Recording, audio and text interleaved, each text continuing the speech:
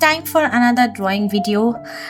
This time I have decided to focus on my pumpkin and my watermelon plants. As of now, unfortunately, the watermelon kind of sort of died from the extreme heat, and I replaced it with the melon plant. I'm not sure what will come out of it. This year is most probably a failed experiment, and the picture you're seeing has no comparison with my garden. It's more like my wishful thinking, but it will be my blueprint for next year. And the pumpkin, yes, well, I have 2 pumpkin plants in 2 parts of the garden, and boy are they growing. This time, after experimenting multiple times in small pots, big pots, small planting area, then a bigger bed, letting the pumpkins kind of scroll on the fence above, I have decided to go classic. I have planted them on the ground pretty early on, and look, they do not have big progress. As I said, the pumpkins are not crawling, but it's just July. And when I'll be taking a picture of the videos, and I will be trying to post a picture like my painting versus the reality sometime around the end of the July. It is still just the summer. The summer barely has begun, but thanks to the extreme heat waves of June this year, my pumpkins have already started producing flowers. And as I said, because they first took their nice sweet time to gather their roots and spread their base, on the top you don't see them crawling that much. They are mostly small, and now they have started having flowers. But now that I know that their roots have spread pretty far and wide, or I'm expecting their roots to spread farther and wider than in the last couple of years, I'm expecting this year to have a proper pumpkin yield, and not just one tennis ball sized pumpkin and multiple small tennis ball sized pumpkin, and after which they go completely kaput. But I will see what life brings. Every year around June, July, August, sometimes September, maybe also expanding into October depending on the pumpkin, there will be pumpkins in different forms in my journal, because there's like the highlight crops. August, as I said before, I have also decided to dedicate it to my sunflowers, which is now slowly opening their petals. They are giant sunflowers which I grew from seed, but one of them has become really big, which has not yet gotten the flower, and I have high hopes about it. But let's move back to the pumpkins. Yeah, so this time around, I totally forgot to use the brush sign pen artist from Painter. So all my pictures, I just have the brush pens and the pencil colors and the fine liners, and I think the result was pretty good. Next time I have to draw again with the brush sign pens, but the pencils have been keeping me busy. But at the end of the day, still, because I was in a bit of a hurry this time while painting, the brush pens were more helpful than the pencils, because with the brush pens I could paint them quickly, faster.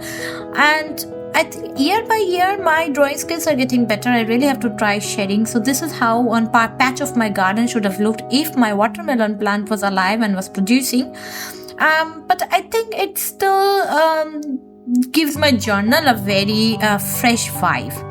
As for the pumpkin, yes, well, they're spreading really good. I have already a lot of flowers right now. I do not expect any pumpkin right now in the beginning of July or to the end of July. I hope this time they stick to the proper schedule and I can have real proper big pumpkins.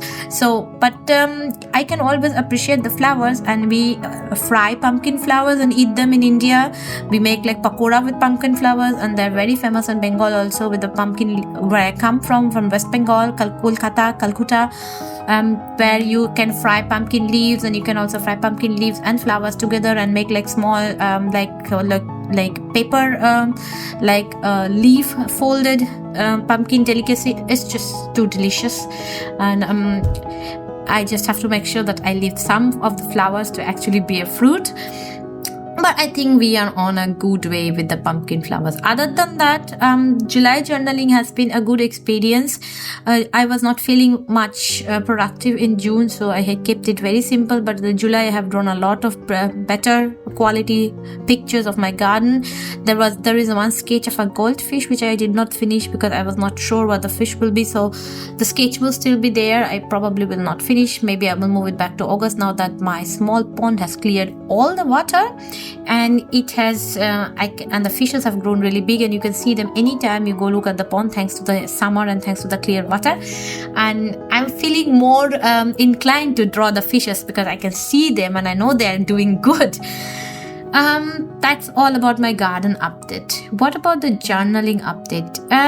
Well, my reading has stalled as expected in summer, but since I have to finish 80% of my reading goal by April, I'm okay with taking it slow. I'm also extremely busy trying to find a job.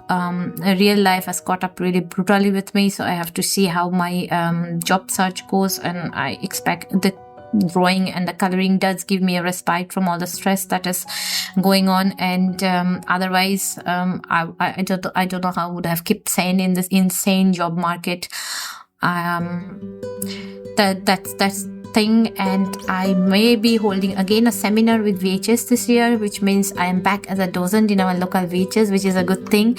I again heard lots of positive thing about the last time I held a seminar, that it reaffirms my belief in myself that I am very good at teaching at seminars, at R&D coordination, and I just hope that finally I will be seen for who I am and how I perform, and that I will be appreciated accordingly. Moving back to journaling, I have kept a very simple journaling this year. I hardly have done any Dutch toast. It's a wastage of page. This notebook I started from March this year. It's an Archer and Olive Square notebook. There are still a lot of them left in our shop, and I'm thinking of whether I should get some new stuff or new stock now, or should I just wait a little when the summer season is over, because we do have a lot of stock, and rather get more sub boxes for you, my lovely subscribers. Maybe I will do that.